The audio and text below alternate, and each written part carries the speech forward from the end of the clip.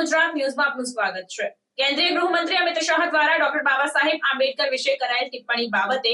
નાદોદ તાલુકા કોંગ્રેસ સમિતિ દ્વારા વિરોધ પ્રદર્શન કરવામાં આવ્યો। કોંગ્રેસ સમિતિ દ્વારા આજે ગુજરાત પ્રદેશ કોંગ્રેસ સમિતિ અને ઓલ ઇન્ડિયા કોંગ્રેસ સમિતિના આદેશ અનુસાર ભારતની જે સાંસદ છે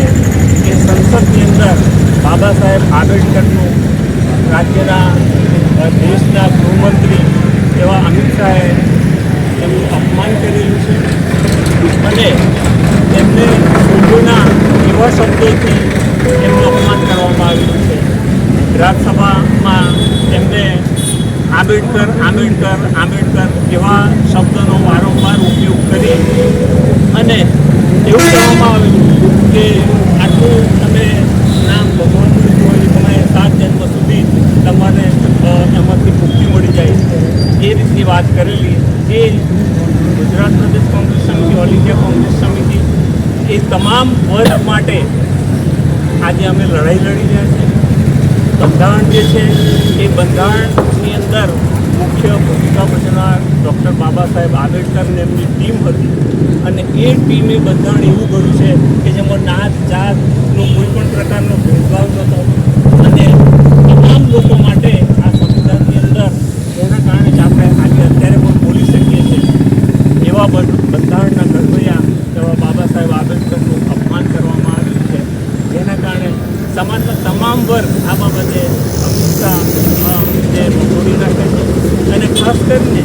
આપણને શરમ એટલા માટે આવે છે કે ગુજરાતમાંથી જ્યારે ગૃહમંત્રી હોય અને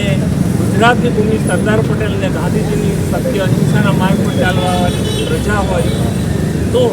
આપણને શરમથી માનવું જાય છે કે આપણે મોકલેલા જે ગૃહમંત્રી અમિત શાહ જે ત્યાં આગળ આ રીતે બકવાસ કહેવાય ને અને સંસદમાં જ્યારે બકવાસ કરે તો આપણા ગુજરાતની પ્રજા માટે પણ શરમથી માથું ચૂકી દીધું હોય છે। એટલે અમો સર્વ આ બાબતે આંદોલન કરી રહ્યા છે અને તમામ જગ્યાએ અને ટૂંક સમયની અંદર દરેક જિલ્લાએ પોલિટિકલ કોંગ્રેસ સમિતિના આદેશ અનુસાર આ બાબતે અમે વિરોધ કરીએ છીએ, આ બાબતે વખોડ કરી છે અને અમિત શાહ જે છે એનું રાજીનામું માટે છે, માફી માગવા માટે પણ અમે કહીએ છીએ। પ્રફુલ પટેલ, નર્મદા જિલ્લા કોંગ્રેસ સમિતિ। સમાચારોની અવનવી અપડેટ્સ માટે જોતા રહો સેક્યુલર ગુજરાત ન્યૂઝ। સાથે સેક્યુલર ગુજરાત ન્યૂઝ ચેનલને લાઇક, શેર અને સબસ્ક્રાઇબ કરો અને બેલ આઇકોન દબાવીને સમાચારોની ઝડપી માહિતી મેળવો।